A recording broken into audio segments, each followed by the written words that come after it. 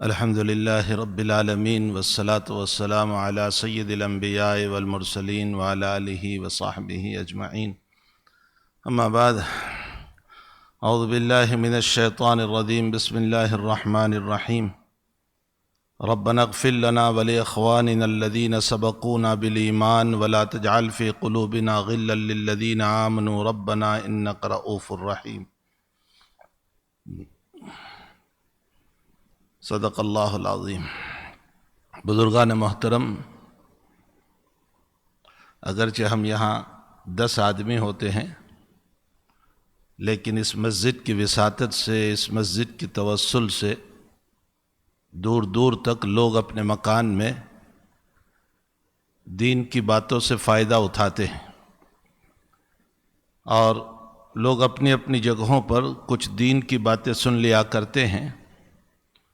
اس مسجد کا بڑا احسان ہم پر ہے کہ اس مسجد کے واسطے سے ہم لوگوں کے گھروں پر دین کی بات پہنچاتے ہیں اور لوگ بھی سنتے ہیں.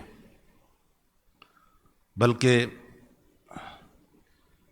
یوں سمجھیے کہ کل صبح ہی سے فون آنے، جمعرات سے فون آنے شروع ہو جاتے ہیں کہ بات ہوگی یا نہیں. تو اللہ کا احسان ہے کہ ان حالات میں بھی دین کی باتیں اپنی جگہ پہنچ رہی ہے. اس مسجد کے توسل سے اللہ تعالیٰ دین کو پہنچانے کی اور صحیح طور پر سمجھنے کی ہم سب کو توفیق عطا فرمائے. مرنے والا جب اس دنیا سے رخصت ہوتا ہے تو حدیث شریف میں آتا ہے کہ اس کی مثال اس انسان کی طرح ہے جو پانی میں ڈوب رہا ہو. مجھے آج اسی پر کچھ ایصال ثواب پر 1-2 باتیں کرنا ہے.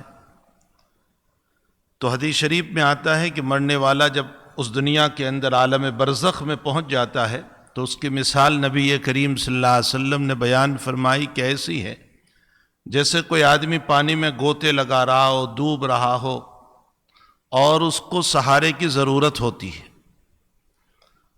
اور جب کنارے پر انسان پہنچ کر اس کو ہاتھ دیتا ہے تو وہ اس کے ذریعے سے باہر آ جاتا ہے. ٹھیک اسی طرح عالم برزخ میں جو جاتا ہے، جو موت کے بعد رخصت ہوتا ہے، وہ گویا کہ پانی میں گوتے لگا رہا ہے، ڈوبنے کے قریب ہو رہا ہے.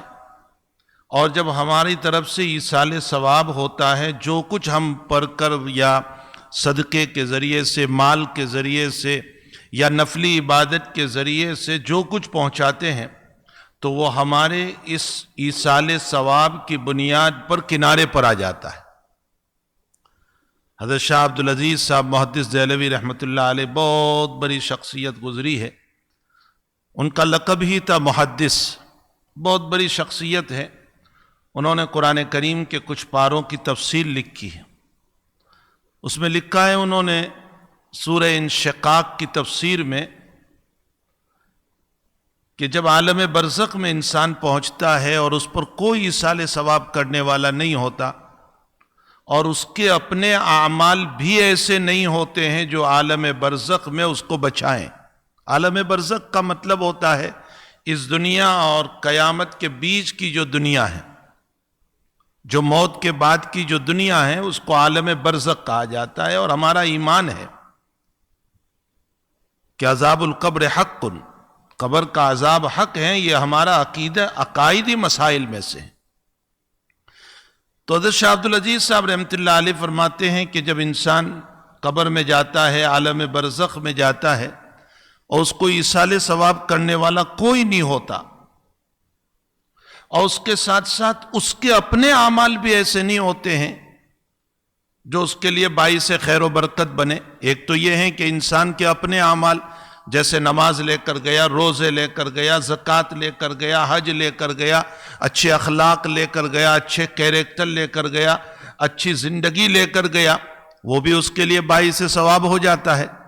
اذا مات الانسان انقطع عمله الا 3. انسان جب مر جاتا ہے تو اس کا دفتر جو ہے، اعمال نامہ جو ہے، وہ بند ہو جاتا ہے، مگر 3 عمل اس کے جاری رہتے ہیں. اس نے دنیا میں کوئی عمارت بنا دی تھی جس سے امت مستفیض ہو، یا اس نے نیک اولاد چھوڑی جو اس کے لیے ایصال ثواب کرتی ہے، یا اس نے اپنا علم چھوڑا، لوگوں کو پڑھایا، اور وہ سلسلہ علم کا دنیا میں جاری ہے، تو قبر میں جانے کے بعد بھی یہ 3 سلسلے چلتے رہتے ہیں۔ لیکن شاہ صاحب رحمۃ اللہ علیہ فرماتے ہیں کہ ایک وہ انسان ہے جس کو کوئی ایصال ثواب کرنے والا بھی نہیں، اور اس کے ساتھ ساتھ اس کے اپنے اعمال بھی ایسے نہیں کہ جو اس کے لیے باعث خیر و برکت بنتے ہو۔ تو فرمایا کہ عالم برزخ میں ایک سمندر ہے، ایک دریا ہے، اس دریا میں اس کو ڈبو دیا جاتا ہے، یہاں تک کہ کسی کی طرف سے جب ایصال ثواب کا مسئلہ پہنچتا ہے اور وہ پوری امت کے لیے ایصال ثواب کو انسان کرتا ہے، تو ایسے موقع پر اس ایصال ثواب کرنے والے کا کوئی حصہ اس ڈوبنے والے کو دیا جاتا ہے، جس کی بنیاد پر وہ نکل آتا ہے۔ حضرات صوفیہ نے باقاعدہ اس پر عالم مکاشفہ بیان فرمایا ہے اپنا، کہ عالم کشف میں کچھ لوگوں کو دیکھا گیا کہ وہ سمندر کی تہ میں ڈوبے ہوئے ہیں، اور دنیا والوں کی طرف سے ایصال ثواب گیا، تو وہ باہر آئے اور ان کو پوچھا گیا کہ تم اندر میں کھوئے ہوئے تھے، کیسے نکل آئے؟ تو کہا فلاں صاحب کے ایصال ثواب نے ہمیں بچا لیا۔ تو ایصال ثواب بہت بڑی چیز ہے، اسی لیے بخاری مسلم کی روایت ہے، ہماری بدقسمتی یہ ہے کہ روزانہ ہم قبرستانوں سے گزرتے ہیں اور قبر کے قریب سے ہمارا گزر ہوتا ہے، کم سے کم قبرستانوں کے قریب سے تو ضرور ہم گاڑیاں لے کر گزرتے ہیں، لیکن ہمیں یہ توفیق نہیں ہوتی کہ 3 مرتبہ قل هو اللہ شریف پڑھ کر ایصال ثواب کر دیں، یا الحمد شریف پڑھ کر ایصال ثواب کر دیں۔ حضرات صحابہ کرام نے بخاری اور مسلم کی روایت متفق علیہ نبی علیہ الصلوۃ والسلام سے سوال فرمایا کہ حضرت کبھی کبھی ہمارا راستوں میں گزرنا ہوتا ہے اور وہاں مسلم کی قبریں آتی ہے، تو ہم کیا کریں؟ تو کیا فرمایا حضرت نے؟ اتنا بہترین جواب دیا نبی کریم صلی اللہ علیہ وسلم نے، فرمایا پہلے تو ان کو سلام کر لو، السلام علیکم یا اہل القبور من المسلمین والمسلمات والمؤمنین والمؤمنات۔ اس کے بعد فرمایا ان کے لیے دعا کرو، یغفر اللہ لنا ولکم، اللہ ہماری بھی مغفرت فرمائے، اللہ تمہاری بھی مغفرت فرمائے۔ آگے ایک دعا اور نبی علیہ السلام نے بتائی، وَنَسْأَلُ اللَّهُ الْعَفْوَ وَالْعَافِيَةَ لَنَا وَلَكُمْ، اور ہم عافیت مانگتے ہیں تمہارے لیے بھی اور ہمارے لیے بھی۔ 2 دعائیں، یغفر اللہ لنا ولکم، ہماری بھی اللہ مغفرت کرے، اے قبرستان والو تمہاری بھی اللہ مغفرت کرے، وَنَسْأَلُ اللَّهَ الْعَفْوَ وَالْعَافِيَةَ لنا ولکم، اللہ ہماری بھی ہمیں بھی عافیت عطا فرمائے، تمہیں بھی عافیت عطا فرمائے۔ پھر ان کو تسلی دو، کیا تسلی دو؟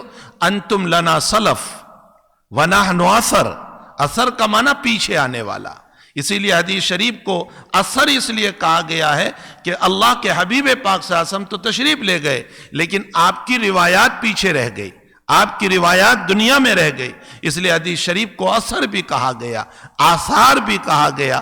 تو انتم لنا سلف، آپ ہم سے پہلے قبر میں گئے ہو، ونحن اثر، اور ہم تمہارے پیچھے آنے والے ہیں۔ ان کو تسلی دو کہ ہم بھی اسی دنیا کو چھوڑ کر اس شہر خاموشہ کے اندر، اس خاموش شہر کے اندر ہم بھی آنے والے ہیں۔ حضور پاک صلی اللہ علیہ وسلم نے فرمایا کہ جب تمہارا کسی قبر سے گزر ہو یا قبرستان والوں سے گزر ہو تو یہ دعا پڑھ لیا کرو، ان کو سلام کر لیا کرو، ان کے لیے دعا کر دیا کرو۔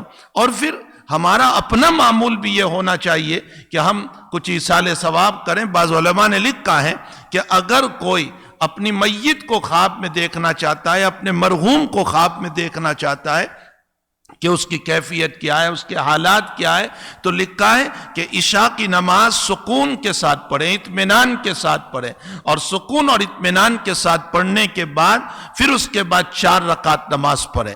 یہ 4 رکعت نفل نماز، جو بھی صورت اس میں آئے وہ پڑھ لے، چاہے والضحیٰ پڑھے، علم نشرح پڑھے، والتین پڑھے، جو بھی صورت آ جاتی ہے ان 4 صورتوں کو پڑھ لے، اور 4 رکعت نفل پڑھنے کے بعد ایصال ثواب کر دے مرحوم کو، یعنی جس سے متعلق ہمارے دل میں خیال گزر رہا ہے ہم اس کے متعلق ایصال ثواب کر دیں۔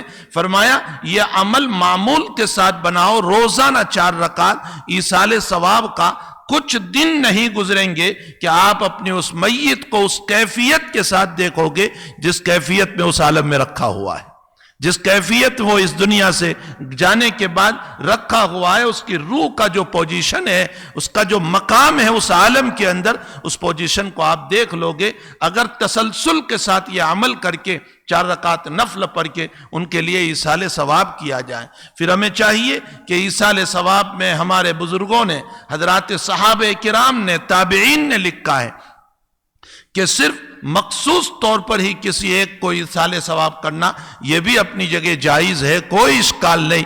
اپنے والدین کو ایصال ثواب، اپنے بھائی بہن کو، اپنے اقارب کو، رشتہ داروں کو، اساتذہ کو، مشائخ کو، پوری امت مسلمہ کو بھی ایصال ثواب کریں۔